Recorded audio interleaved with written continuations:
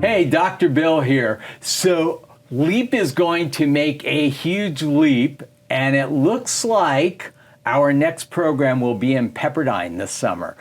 We had a great experience at USC. We thought we'd try something a little bit different. UCLA is off the grid because they're preparing for the Olympics. LEAP is an entrepreneurship program for high school and college students aged 15 to 25. What do we teach? We teach students skills to be successful in life. And the coolest thing about LEAP is that I've asked so many of my celebrity patients and business leaders to come and help, and they do. We've had Mark Wahlberg, Paula Abdul, Michael Strahan, Kathy Bates, Anthony Hopkins, Apollo Ono, Eric Garcetti, Jason Alexander. I mean, I could go on and on and on. And these people come and share the secrets of their success with our LEAP students. Typically, we get about 500 to 550 students every summer, and we literally pack them with so much information. It's like drinking from a fire hose. And one of the parts that the students love most is when we bring in these mentors. So we started this Meet the Mentor series because we didn't want this to just be a one and done week.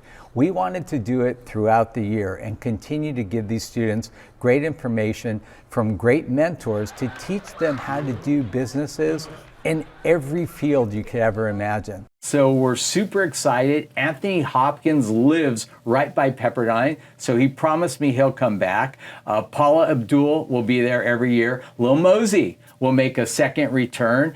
And Lil Mosey and my daughter Anna, who is going by Anna Sky, is going to release something in January. They did a collaboration and it is phenomenal. Her first song is out. You can say it's just the way you are. We have over 1,300,000 views already, so it's rocking and rolling and super exciting.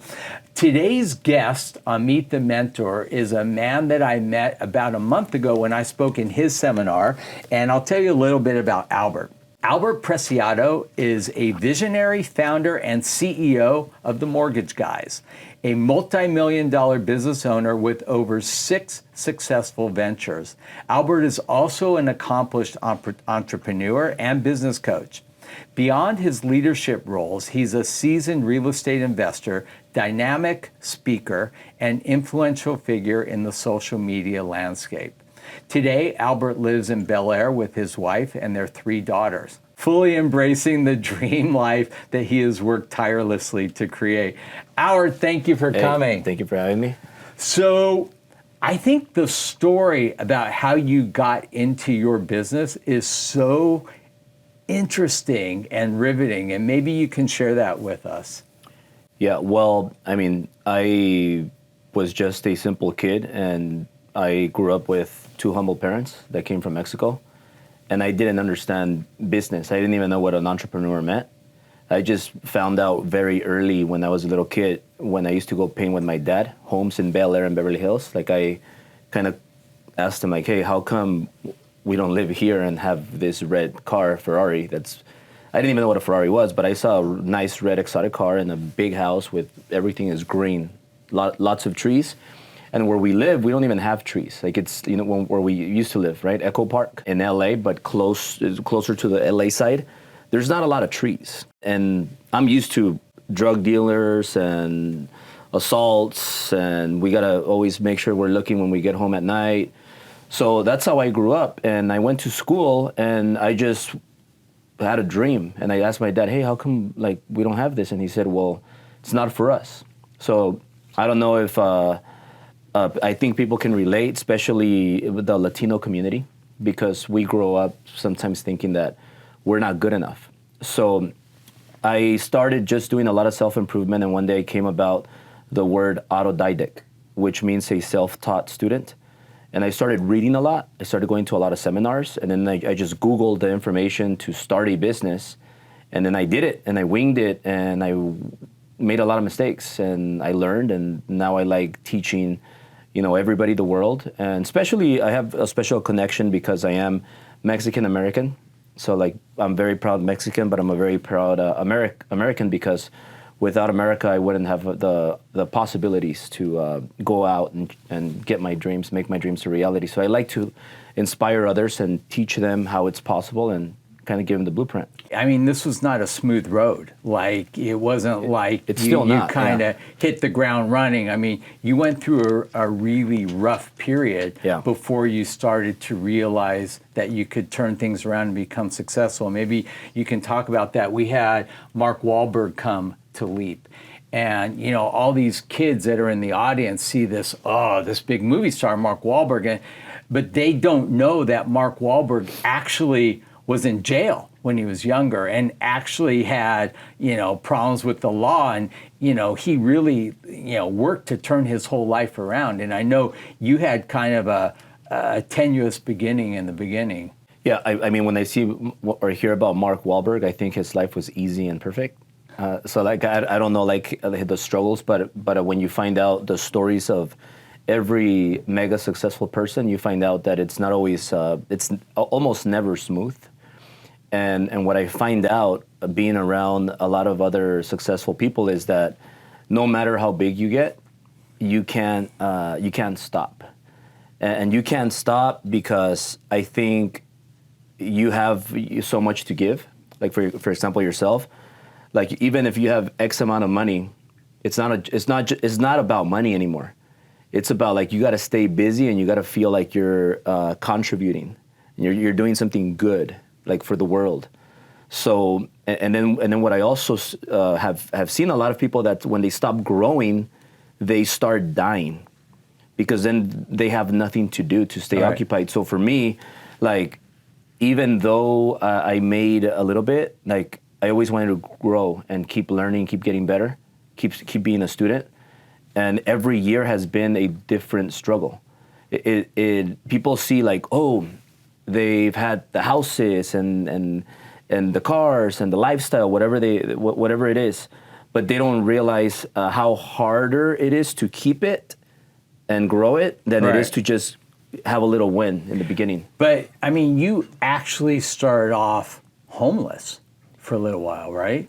Well, I started my entrepreneur journey as a real estate person. So I got my real estate license and I got in when it was good, 2005, 2006.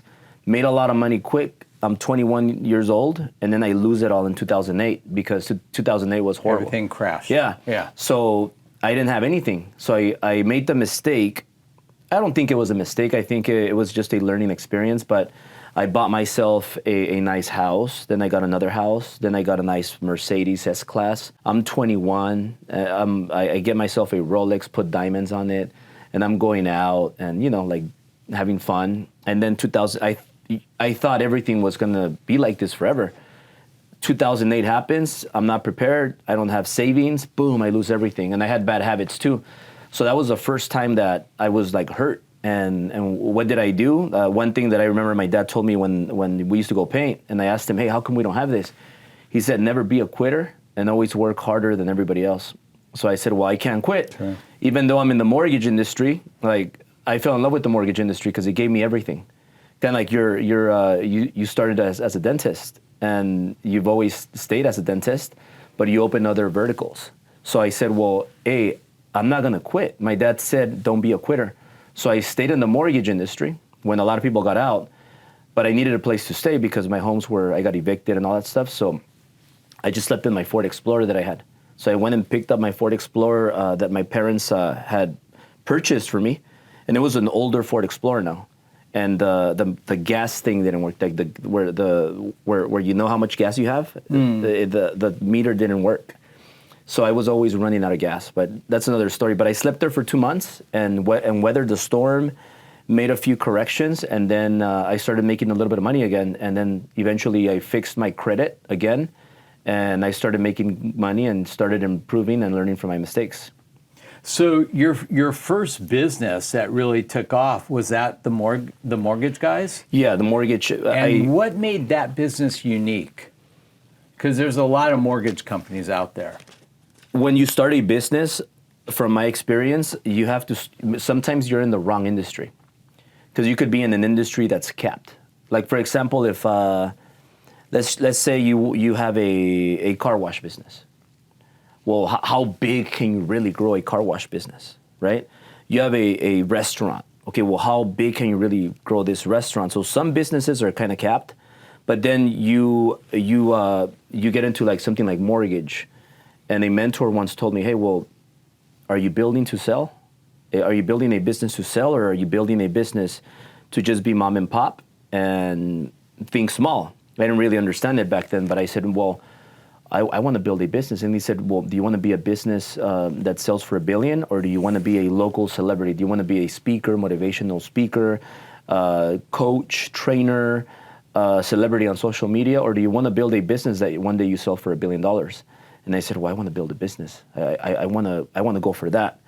So then that's when I started to look up mortgage. Am I in the right industry? And I looked up mortgage and the highest mortgage companies with the highest valuation. And then I started researching and looking at data with real estate and mortgage. They have 7 years where you make a lot of money, millions or more. But then you have 2 really bad years where you run through a recession and it's really, really hard. But you need a lot of liquid. You need the experience. You need the resources. You need the relationships. And then you just got to survive those times. And then again, you're going to have another 7, 8 years. But most people, they think it's always going to be perfect. And they don't prepare for the dark times. So I also learned a lot from John Maxwell. I hired him as a coach for leadership. And he said that a leader that has never been tested cannot be trusted. So it makes me kind of feel good that I've been through 2008, that I've been through 2021, 22, that I went through COVID, because those times were dark in mortgage. Right. We had like a scare. But what about your mortgage business set you apart from others? Was there any particular thing? I mean, like if you say like, what made you, a successful cosmetic dentist? I mean, You're a celebrity dentist. Yeah, also. But I mean, that was through really being in the right place at the right time, having a great publicist who was able to take everything I did and just blow it up in the media. Something I would never have known how to do. But, it was really fortuitous for me. And so what I'm wondering is like, what made your mortgage business stand out and excel where others didn't? Very, very, very similar to you. Like I'm like you, but mortgage. You're the dentist. But like you got to give yourself credit because you caught the trend. You caught the trend and you just rolled with it. You took a risk, because what if it didn't work? What if you spent all your money with marketing and spending all this money to get known and it didn't work? What if you bought all those books when you wanted to make a New York best time seller, and what if it didn't work? Yeah, but I'll tell you something. I never even in my wildest imagination pictured a world where it didn't work. Yeah. Like if something I'm doing isn't working, I just change. You know what I mean? I mean, and being able to be that flexible gives you such a great advantage. Yeah. When we started Discus Dental, we were this little tiny dental company. We ate Procter & Gamble, all the biggest companies in dental, we ate them for lunch. Why? Because when they want to change something, it goes to this committee and then that committee. We just changed it. You were nimble. We could beat them every single time. Mm-hmm. There's this great story how, we got Zoom on ABC's Extreme Makeover. Our business exploded. We went from a steady growth of $76 million a year in sales. In 1 year, we jumped to $101 million. The next year, $136 million. And by the third year we were on the show, we were doing $200 million a year in sales. None of the other whitening companies did that. And not only were we on Extreme Makeover, but through some really quick and nimble moves, we also got on the Swan. Yeah. So anytime you watched primetime TV, you saw Zoom. Yeah. That's what makes you dangerous. You're a risk taker, and you never consider, you're not scared of making mistakes or failing. I've never maybe it's weird. I know I'm weird. Yeah. In my entire life, I never feared like making a mistake or or that something wouldn't work. Like I know, because I work with a lot of kids at Leap. We've had over 7,000 kids go through Leap, and I know that the biggest obstacle for young people is this fear of failure. Yeah. I've never feared that in anything. I mean, I just figured I'm going to do it. I'm going to give it my best. Yeah. And if it doesn't work out, it's not failure. That's practice. Yeah. Just alter and do it again. Let me ask you a question. What about pressure? Did you ever feel pressure, stress? Did you ever feel like, No. man? I'm completely immune to it. Yeah. Like, I just figure if it doesn't work out, I'm going to do it again, and I'll get a second chance. Like for me, like when I started, like it was the same way. Like I started my own event, which is a driven event. That's one of my big companies, and I started it because I didn't get an opportunity to speak at another stage. I always wanted to speak at a stage called the 10X Conference with Grant Cardone. Of course. And I was like his best apprentice. Like I was his best student. I was with him since he started. And then he said, make $1 million and I'll put you on the stage. And I made $1 million. Then he said, no, you're not ready. You got to make millions. I cracked over 2 million. And he said, no, you're not ready because you don't have an audience. You're not going to sell tickets. Get an audience. I just got tired of waiting. And I said, well, I'm going to start my own event. And same thing as you. Like I was thinking of all these names. I went back mad. And I told my wife, hey, we're going to start our own event. So she was asking me, well, what's going to be the name? Where is it going to be at? And I said, let me take a shower, and I'll come out, and then I'll tell you what's the name. So I came out, and I was listening while I was showering to a podcast that kept saying, drive, drive, drive. So I was listening to some motivational video. And I came out, and I said, our event's going to be called Drive, and it's going to be at the Ritz-Carlton, and we're going to have it in 90 days. And she was like, what? You're crazy. And I said, well, if Grant did it in 90 days, then we could do it in 90 days. Mm-hmm. So then she said, I don't like the name. And then I started walking around and thinking for a little bit. And I said, I got it. We're going to add a letter N, Driven. So it's going to be called Driven. And 9 years later, now we're going on the 9th year of the big conference. So the big conference has 2,000 people. The business, it's called the Business Summit. That one has around 500. That's more business-minded people. So it just started with a crazy idea, and same thing with mortgage. When somebody told me, why don't you start a mortgage company? I said, well, why not? And this lady, her name is Gina Carr, she said, you're an entrepreneur, you should start it, get a broker's license. So I don't know what she's talking about, but I just Googled it. I got my broker's license. I Googled how do you start a business mortgage company, and then it said, well, you gotta get a broker's license, you gotta get a corporation, and I did an S-Corp, the Mortgage Guy, Inc., and I got my broker's license. I was bad at tests. I failed my test like 4 or 5 times, but I'm not a quitter. So I passed it, and it took forever to open the company, but we opened the company. And then the name, I just said, well, I do mortgages, I'm a guy, so we're gonna call it the Mortgage Guy. So that's how I came up with the name. Then we eventually made it the Mortgage Guys. So it's more plural, and people and high ego producers want to be part of it. More inclusive. Yeah. Including girls, because sometimes you go eat and what's up, guys? And there's like a group of women and men and kids. So you're like, guys, it's very plural.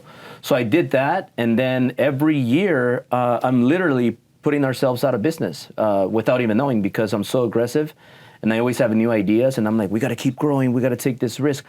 I got an innovative campaign, let's do this, and things are not always pink and perfect. And you run into little struggles and objections and mountains you got to climb. But we always figure it out. But I don't know, entrepreneurship is very rocky, I feel. There's ups and downs, and you got to be meant to be an entrepreneur. When students go to LEAP, I always say, if I can just get them to embrace these 2 concepts, I feel like I've done my job. Number 1, don't wait for opportunities in life, make them. Yeah. If I meet another millennial who is waiting for the universe, like, the universe is pretty busy. Go to the Middle East right now. Yeah. You know what I mean? Like, the universe doesn't have time for you. You have to make you. And number 2, when you do get an opportunity, don't take it, master it. And there's a big difference. When ABC put me on Extreme Makeover, I stunk on TV. Dentistry I could do. I've been doing it for 20 years. But when you put the cameras on me, I was horrible. Yeah. You know, and at least I was smart enough to know how bad I was. I did something about it. I took media training. I took acting lessons. I worked with a coach who really taught me how to interview, how to talk. I took teleprompting classes. So, you know, when I had to read teleprompters, and, you know, I mean, I reinvented myself so I would be the best version of me on TV, because if you can't convey enough emotion to actually cause the audience to emote, they're not going to watch you. You know, it doesn't matter what you're doing. TV has to entertain, it has to engage, and that's not something they teach you in dental school. Yeah. So when you go up there the first time and you stunk, what made you not give up? What made you want to improve? Because most people... I'll tell you what inspired me. My sweet little Grandma Faye never said a bad thing in her life. Mm-hmm. And I was all excited, and I'm like, Thursday night, we're on primetime TV. Dentistry's never been on primetime TV, ever, right? Thursday night, primetime TV. Grandma, darling, I won't forget. Grandma, don't forget. Darling, I won't forget. The next day, I call her up. I said, Grandma, did you watch my show? She says, of course I watched. I said, what do you think? You're very skinny. That's it? Like, the fact that she came in and say, you were good? Like, I'm like, no, Grams, I weigh the same. You're very thin. Eat a little more, bubby. I'm like, that's all you have to say about the show? I'll watch again, but for right now, eat. That was it. And to me, I'm like, okay, I stunk. Like, I mean, if my own grandma couldn't say, oh, you look good, or you look handsome, or no, you're very skinny. Yeah. And I knew it. Like, I'm not dumb. I'm sitting there watching going, oh, did I really say that? Oh, you know? But I also knew that I could be better, you know? And so I hired Rami Warren, who works with all the kids on American Idol and The Voice, and she's the best in Hollywood. And she beat me up. I mean, I literally sat in her studio for hours and hours and hours and did mock interview after mock interview after mock interview, because contrary to popular belief, practice doesn't make perfect, practice makes permanent. And what I needed to do was change the way I was doing it. And her feedback was critical. And that's one of the things we teach at LEAP. You know, that's why, you know, we have mentors come to LEAP to really talk to the kids and share the secrets of their success, so that these kids will have kind of a head start on their careers. Yeah. Yeah. So, and that's what you do as a coach.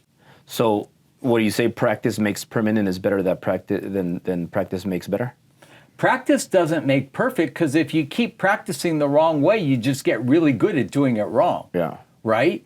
Practice does make permanent. You know, when Michael Phelps won his last gold medal, which was the one that like gave him the record for gold medals, it was in the 400 butterfly. He dove into the water and his goggles immediately flooded, which means he couldn't see anything. But he had done that race so many times. He knew exactly how many strokes it was to the wall. Yeah. I mean, he could have done it with his eyes closed. Yeah. You know, which he essentially did, because he couldn't see anything with his goggles. And he broke the world record, and that was the medal that put him over the record for the most gold medals, and he broke the world record. Yeah. You know, you said something very important right now, that it's a combination of practicing and improving, like practicing and improving, because a lot of people say, I have experience of 20 years in real estate, or I have experience of 20 years in dentistry. But most of the time, these people have 1 year of experience repeated 20 times. Mm-hmm. So that's they're practicing, but they're not improving. And you have to evolve, you know, because what I did when I first graduated dental school what I do today didn't even exist. Like, most of my cases I do are porcelain veneers. porcelain veneers hadn't even been invented when I graduated dental school. You know, so if all I did was what I learned in dental school, I would have no career. You know, it's so important to keep evolving and keep evolving if you want to have a thriving, busy business. Right. I want to ask you, what do you think is the greatest lesson that you could share with people listening on kind of the secret of your success? Self-improvement is a very common one. I'm sure you've heard that before.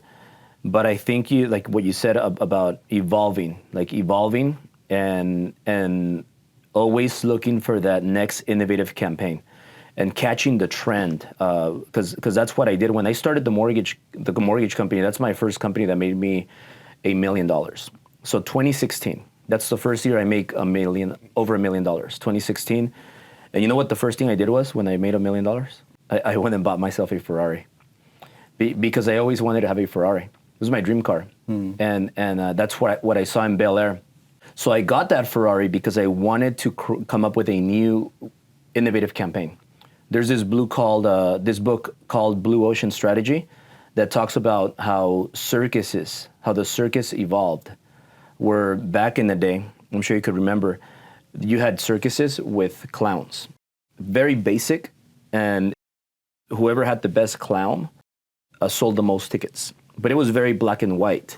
And then Cirque du Soleil innovated the whole industry of the circus because they're like, hey, wait, we're going to charge more for the experience, but we're going to make it an experience where we're going to have exotic animals, we're going to have exotic naked models, fine wine and music and lights, and we're going to make shows.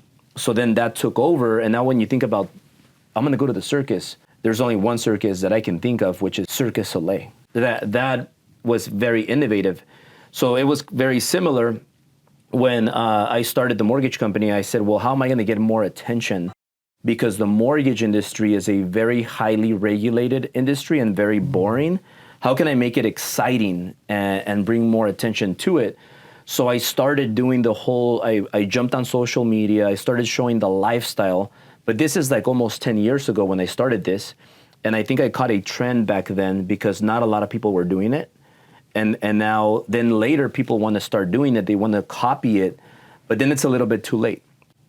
Hey, I got to thank you. That was awesome. I've got to go catch a plane. Yeah. I look forward to continued friendship. I hope that I can come in to your seminar. It's in January, correct? Right. Yeah, right. That would be exciting. If people want to get a hold of you, what's the best way for them to reach you? Well, just Google Albert Preciado, and then go to the Driven event page. Go to drivenevent.com, and you could find about the events that are coming up. Great. And we will go ahead and put that in our notes for the show. Dr. Bill, over and out.